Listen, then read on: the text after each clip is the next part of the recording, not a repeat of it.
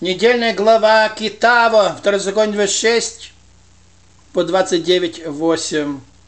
Первые плоды земли, когда войдешь в землю. Эта недельная глава читается перед Рош ха-Шаной, назидание, чтобы остерегались от тех грехов, которые были описаны. В Рош ха-Шана приходит духовный свет для каждого еврея, которого не было никогда, ни даже при храмах. Поэтому нужно, чтобы сосуд каждого был полностью чист.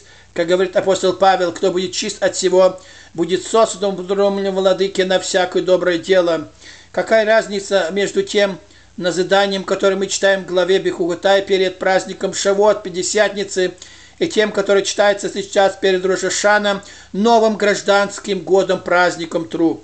Существует 49 проклятий, которые упоминаются в главе Бехукотай, а в главе Таво 98 проклятий Пиштаем. Это вдвое больше. Отсюда понятно, что раскрытие, которое относится к Новому году, оно выше, чем то раскрытие, которое относится к дарованию Торы.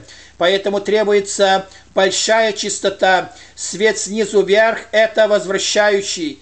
Сверху вниз – это прямой, который был во время Шавуот Пятидесятницы. Порядок букв в месяц Тишрей таков: Тав, потом Шин, потом Рейш. Это порядок снизу вверх.